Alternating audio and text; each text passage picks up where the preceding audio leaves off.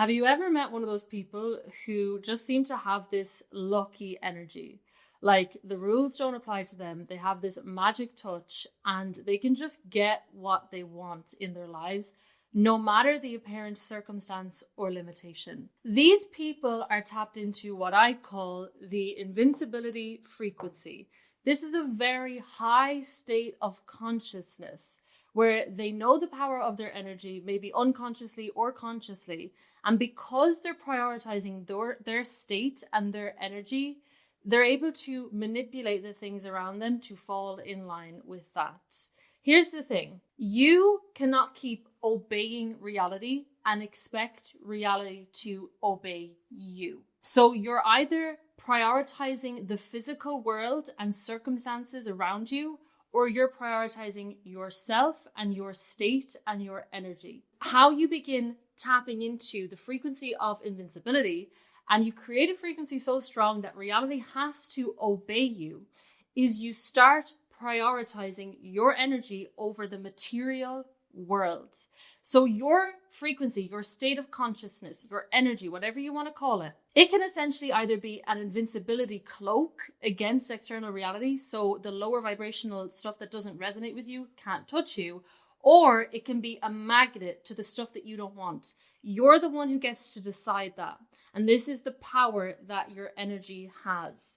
So I'm going to break down today a little bit about consciousness and your frequency, and then we're going to get into how you can actually generate a frequency that is essentially invincible against the lower dimensional things that you might be resisting, such as lack, limitation, fear-based ideas, and circumstances that you simply do not prefer.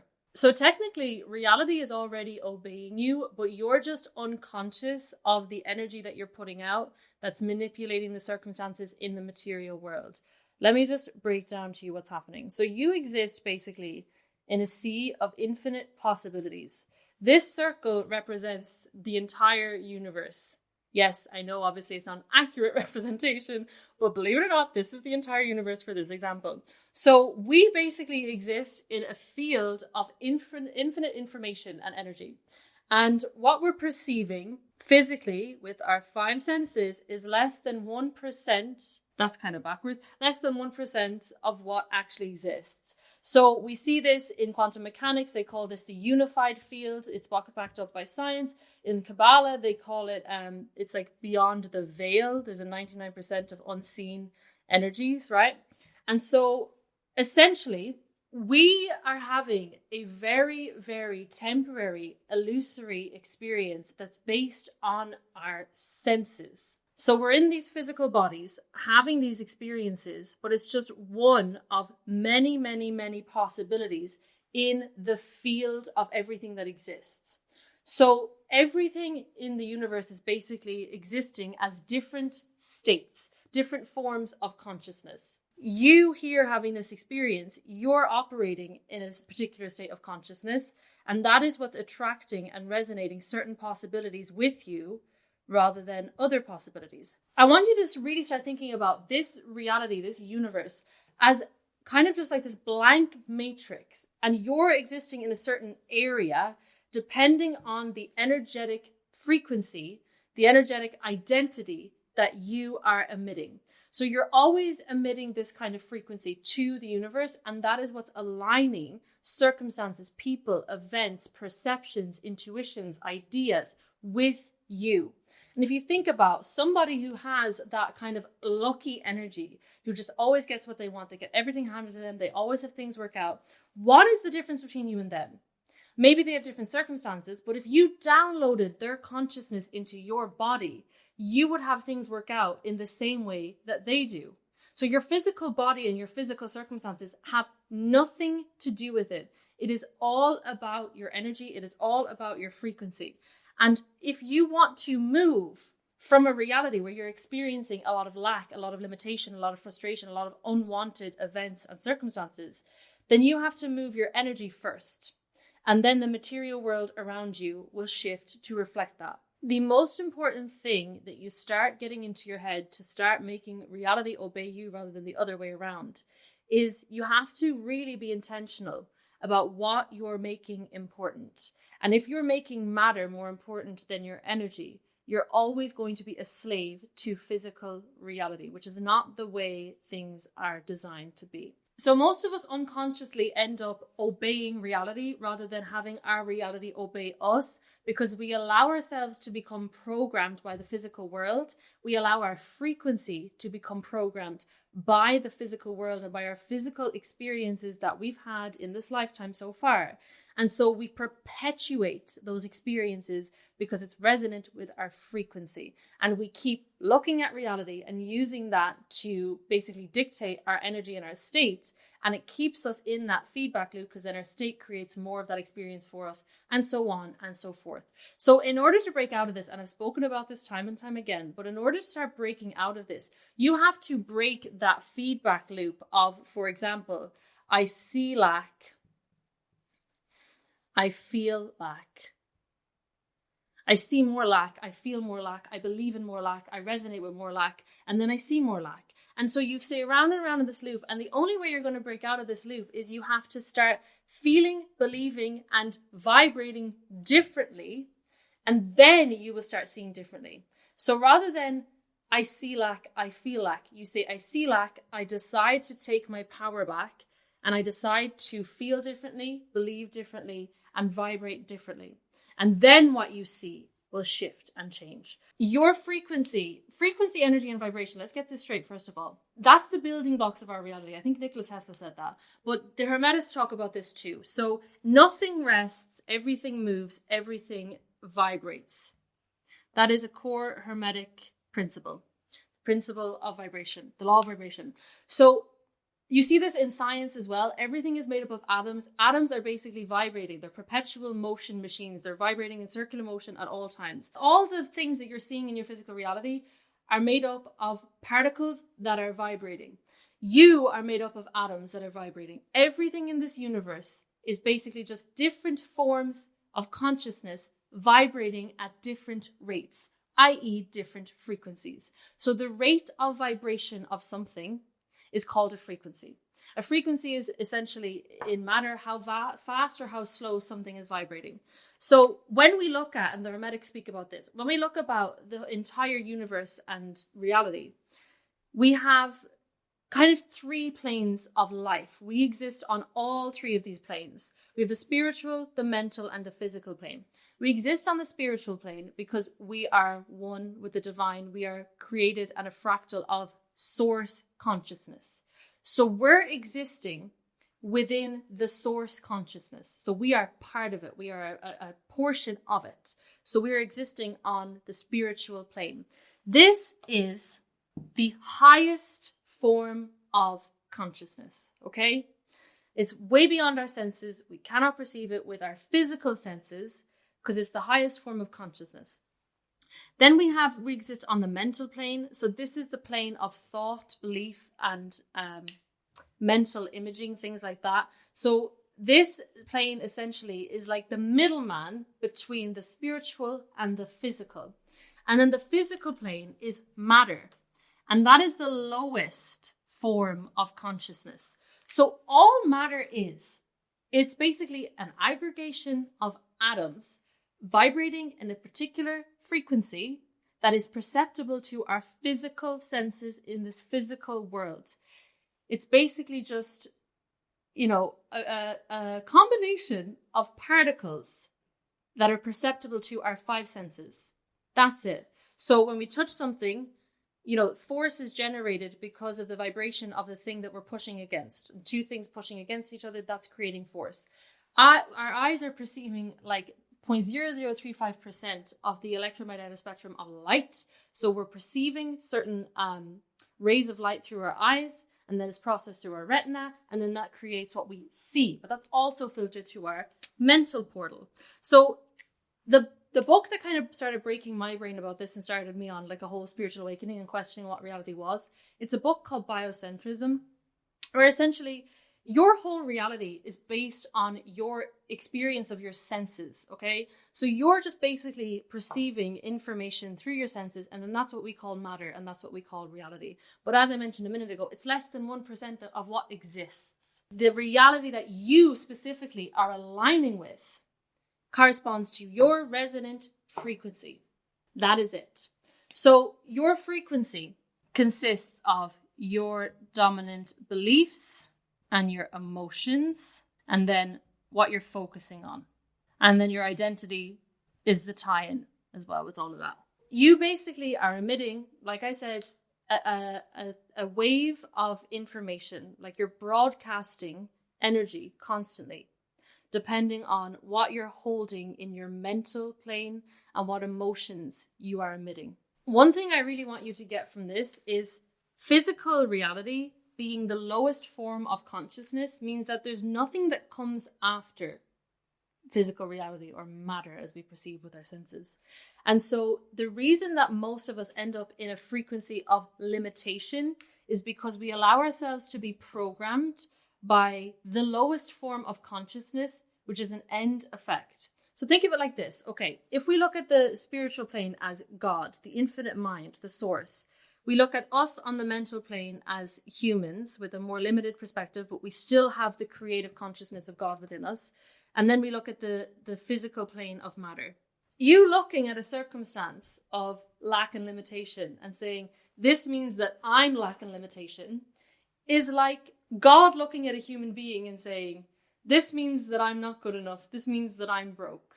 Okay? So a higher form of consciousness should never be bowing to a lower form of consciousness to dictate its truth and to dictate its state. But that's the game that we're playing here. Okay? That's why we're here. It's for the expansion of our souls, to feed light back into the source, whatever way you want to call it. But the game that we're playing is to overcome the tendency to base our consciousness off the lowest form, which is matter. And this is how you start accessing. I'm going to make this more tangible in a moment, but this is like the energetic stuff that you need to understand. How you start accessing the invincibility frequency, and you create a frequency that's so strong that it doesn't get swayed by reality, is you stop basing your beliefs, your emotions, your identity, your state off of physical reality. You decide it internally for yourself, okay? That's how you shift out of a created state of consciousness, a created frequency of limitation, and you start tapping into a creative state of consciousness. You start having that invincibility cloak of dictating your energy, and then that dictates your reality. To give you another perspective, Kabbalah speaks about this a lot as well, but there's different dimensions in terms of our universe. And we can see us as human beings, we're connected to all dimensions, like I mentioned, because we're part of the whole, okay? We're part of the source. Everything that exists, this pen, this physical body, everything, your thoughts, your mind, your emotions, everything exists within the all, the creative consciousness, the infinite mind, okay? God, source, okay? So you exist within that, so you are part of that. You're landing on kind of the fourth dimension because that's where your mental plane is. But you also obviously exist simultaneously on this third dimension, which is a lower dimension, the material world, the world of matter. So you're able to exist at this moment in time in this physical body because of this creative spiritual consciousness that exists within you. Without it, you would just be neurological tissue and flesh. There would be no life in your body. So I think it was Joe Dispenza who said, when consciousness is directed at neurological tissue, it becomes mind. And when consciousness is directed at potential, it becomes an experience. And the key component in here is consciousness, okay? So consciousness is the creative power of our reality. It is like the way that everything actually exists. And when we look at quantum mechanics and the observer effect, essentially, every single particle that makes up matter, the things that are so tangible and so important to us, our consciousness is infused with that because quantum mechanics shows us that basically, electrons exist in many possible states in superposition of each other, like waves and fields of information, until they're observed by a conscious external observer, and then they behave like particles. So our consciousness, our creative consciousness that comes from the source, is bound to what we perceive as matter, which means you are cause, and matter is simply effect. If science has shown us that the atoms, the stuff that builds, the stuff that we call matter, is influenced by our consciousness, don't you think you should start prioritizing your consciousness then? And this is why I say mind precedes matter, okay? If you get your energy right, if you get your frequency right, no external circumstance can stand in the way of that, because it is an effect of your energy. So your problem is you've been taking matter too seriously. And that's why you have not had a strong enough frequency to make your reality obey you. You've been obeying reality far too much. And how you start shifting that is you start taking your frequency and your energy and your state more seriously than you take physical reality. You have one opponent, however, when it comes to operating in this invincible frequency that can bend reality. You have one opponent, and this opponent is the reason why you might be watching this right now thinking, I don't know if I believe that, but what about this situation? But what about that situation? But why isn't it easy? Why can't I just do that? The opponent is the reason that you can't just step back from reality and let it go. The opponent is the reason that you can't place your frequency and your energy on a higher level of importance than physical reality. And that opponent is the ego self. The ego self is your opponent because the ego self has been created by the material world. So when your soul landed in your physical body and you opened your eyes, you began to be programmed. The ego began to be programmed by external reality. So the parent of the ego self, which most people are operating from the ego self, the parent of the ego self is the world, is matter, is the material world around you. And so this is always the created self. And because the ego was created by the external world, the ego will always take the external world seriously because that is the ego's parent. So the ego will always feed into lack, limitation, circumstances, and it's always trying to please external reality. So that's why, even if we look at chakras and energy centers, that's why the lower three energy centers are the centers of the ego. And they essentially have like the traps and pitfalls that the most of society have. Is like the dominant consciousness of the earth is operating in the ego, in the lower energy centers, and is caught up in things that the majority deem important, such as status, such as material gain, money, all of this stuff.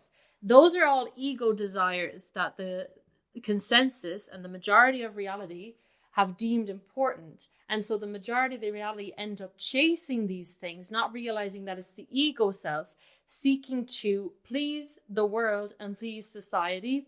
And it's not actually truth and it's not actually alignment. It's just you operating from limitation and from programming. So this is like the character that you've been programmed with in this material world. And let me just say, your ego isn't necessarily negative. I know I'm speaking about it like it's negative.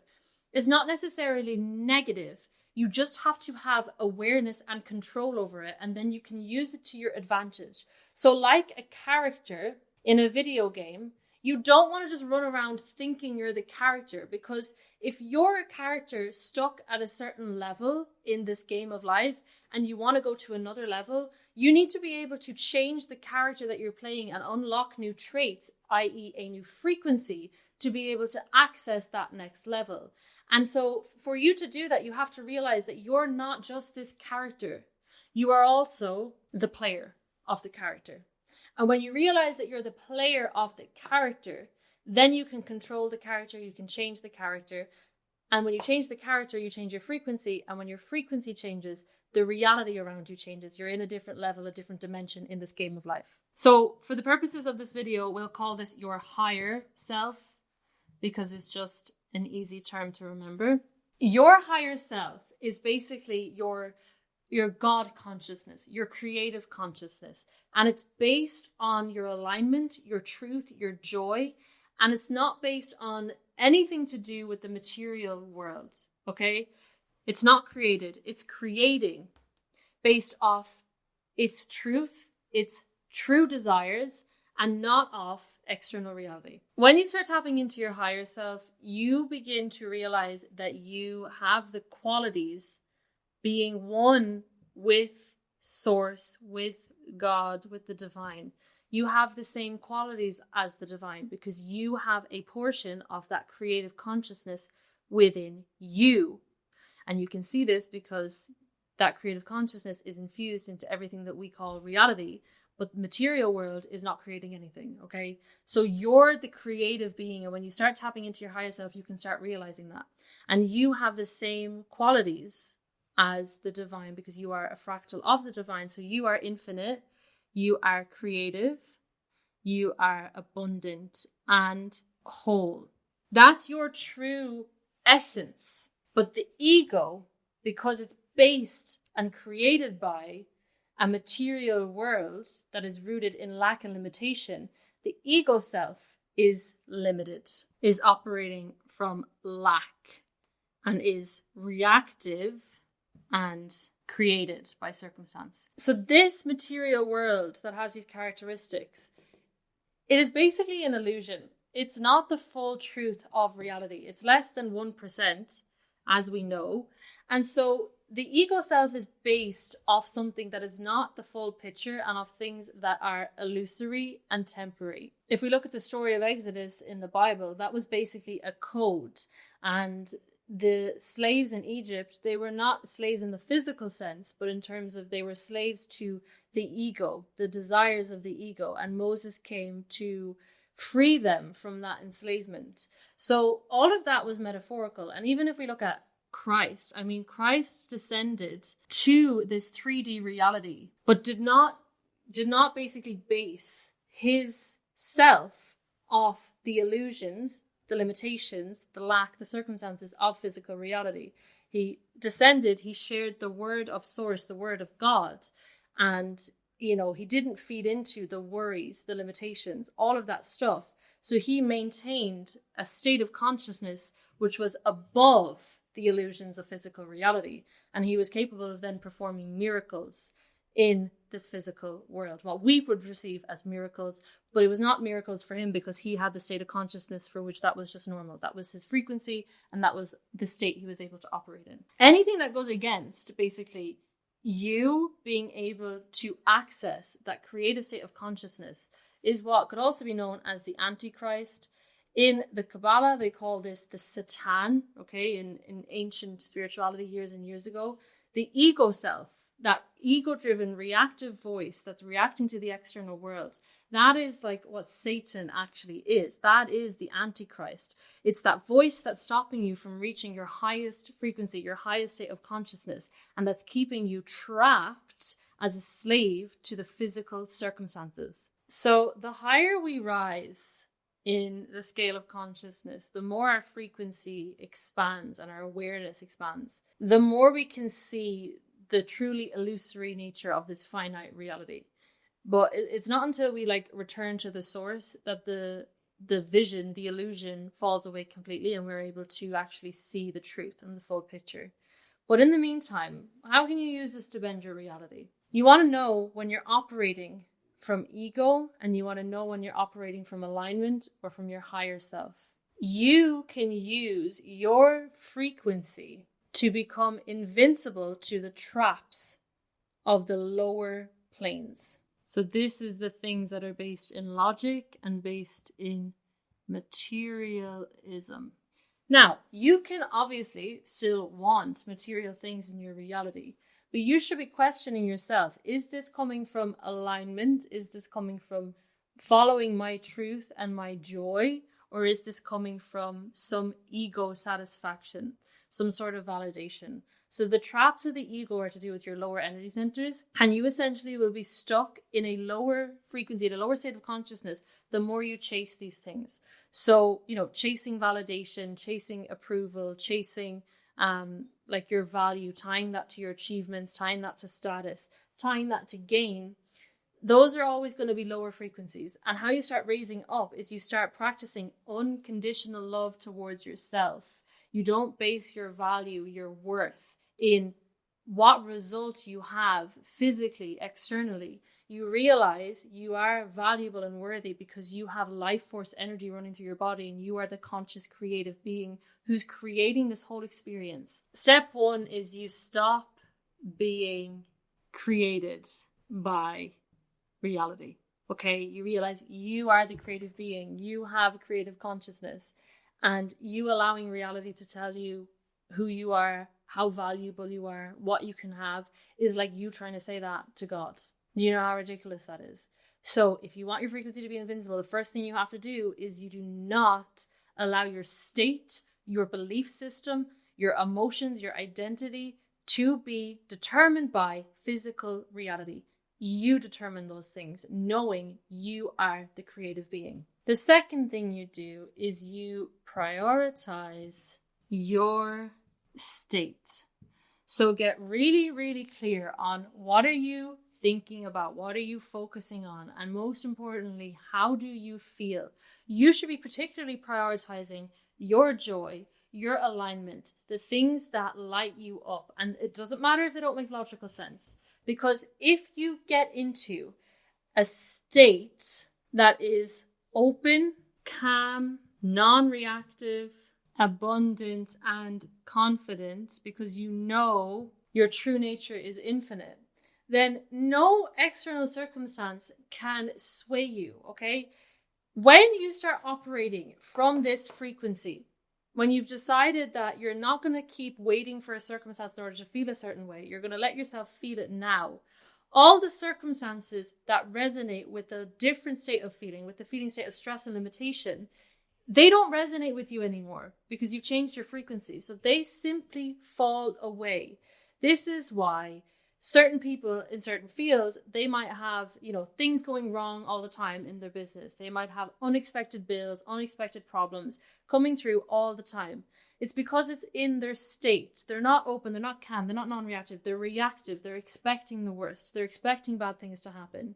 They're saying, well, this has to happen because this happened to my other friend. And they're accepting the terms and conditions of the world and the limitations of the world. And so that's part of their frequency, and then it's part of their experience. You have to step outside of what the majority are doing and let yourself be the one who has it differently. Let yourself be the anomaly, and you lead that dance with your energy. So this is why I'm saying your frequency is like an invincibility cloak against the lower vibrational things in reality, because when you don't resonate with them, they're not going to be in your experience anymore, so you don't have to keep worrying about them, which brings me to my next point. You do not assume the role of the divine. What do I mean by this? The only thing you're actually responsible for is your state. You're not actually responsible for how the materialization that's going to correspond with that state will actually happen for you in reality, because everything is already created. So you haven't created all of these possibilities, okay? The infinite all-knowing mind has. It wasn't you. So you, in your limited perspective that you have as a human being, even when you're in your highest state of consciousness, you don't know everything. You don't have the consciousness of the all. You haven't experienced this possibility that you're aligning with yet. And so for you to try to figure it out in your logic, you're always going to stay limited, and you're always going to keep yourself trapped in a lower state. Surrendering the how, surrendering, the way that this thing is going to unfold for you is how you stay open to it unfolding in the best possible way. We see this in the Bible. It says, with man, this is impossible, but with God, all things are possible. Man being your lower limited perspective, and God being source, the divine. Everything is already in existence. All you have to look after is your energy, and then you let it unfold as it needs to. Because if you keep taking actions in your lower dimensional perspective, you don't know if they're going to be the right actions. The only time that you get up and you start taking physical action is when you get intuition that's in alignment with this energy, because that's the action that's going to align you with the reality that resonates with this energy. You do not sacrifice your state because you're trying to force something to change in your reality. Your state is always your number one priority. So you align that, you let go of the how. And when you get intuition to take aligned action, you can take it from that energy where it feels good, it feels aligned. Other than that, you don't interfere. You don't get into the energy of chasing, of wanting, of trying, because that is not the energy of having. So part of your invincible frequency is feeling like you already have everything you need, not feeling like you need to chase, and allowing yourself to be happy with feeling the feeling states corresponding to your desired reality and letting that be enough. Once you set your state, once you set your energy, you let go and you let God. And that is how you remain in a frequency so strong that reality will have to obey you.